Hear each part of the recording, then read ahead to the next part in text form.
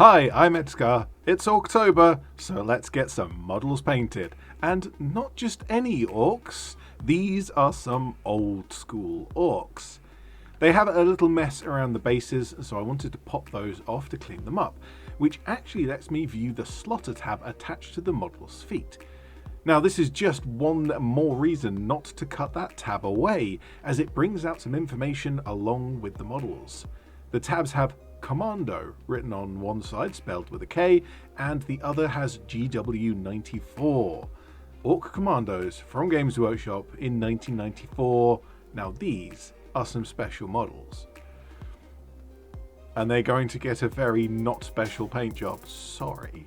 With the bases scraped clean and the old mud texture gotten rid of, I set about gluing the models back into place. However, I quickly realised yet another advantage of the slotter tab. By gluing them down at an angle, I can have models that would otherwise be looking flat or downwards, looking upwards instead, and that makes them much nicer to look at when they're on the tabletop. But now you can see the ugly tab, I hear you cry. Well, that's an easy fix. I smushed Milliput around all over the tab, under the raised foot, and across most of the base to create a smooth, round kind of mound. And for any of the ones that I did actually glue flat, I used a little bit of Milliput to cover slot where the tab is going in. And once set, that got coated in sand. I could have done a tactical rock, but I just decided not to. The bases are going to be very, very dull in the end, as all of my orcs have always been on simple grey bases with very little detail. Maybe I should change that, but I probably won't. Getting stuck into painting, I started with airbrushing the skin. Now I've stopped filming airbrushing because the lighting in my airbrush booth is terrible and no one can really see what's going on anyway, but essentially it's purple from underneath, dark green from the zenithal, which is a total waste of time, as the most common colour on these models is going to be the uniform colour, not the skin, and on top of that I ended up painting more into the skin anyway, so yeah, total waste of time.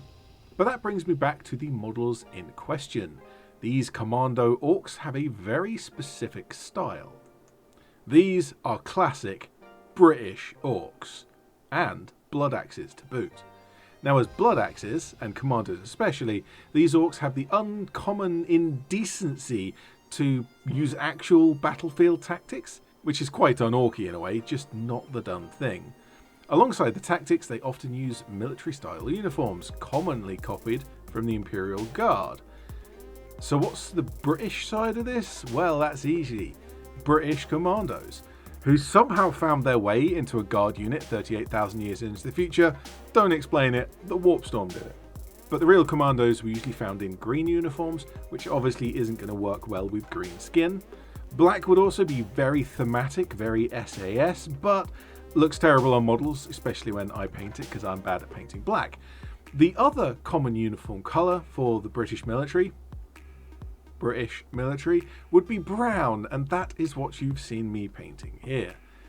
I've painted a larger highlight for each part of the brown uniform, as well as the black belts and pouches, as well as a little bit of extra on the skin, before I put a very thin layer of my black wash over the top of that.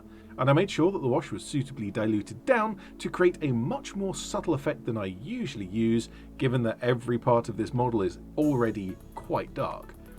Afterwards, I gave a much smaller highlight coat, and this gives a very quick, stepped highlight with very little effort.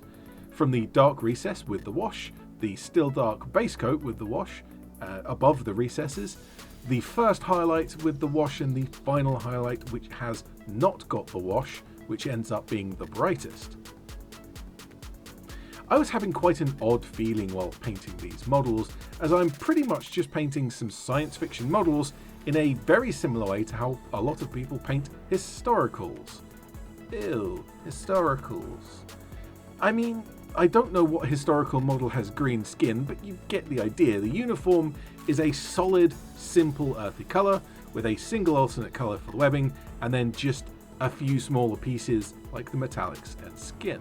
Speaking of metallics, I'm doing a slight variation of a style I have used before, using a wash over a non-metallic paint for some shape definition, and then just an edge highlight with a metallic silver to really emphasize every edge in these shapes. And because I base coated all the metal with black, it kind of looks like they've rubbed it down with oil or boot polish to prevent metal weapons and pieces on their uniform from reflecting. And whilst I did add in a little couple of spots of colour here and there, that's largely it for the paint job. Really quick and simple for the historical look. The weird thing is that a lot of my older orcs were actually painted with a lot of brown. I had a snakebite thing going on before I went to the Cult of Speed. But these ones are much darker, and it actually suits the Kommandos sneaking around in the dark that they have such a dark overall tone.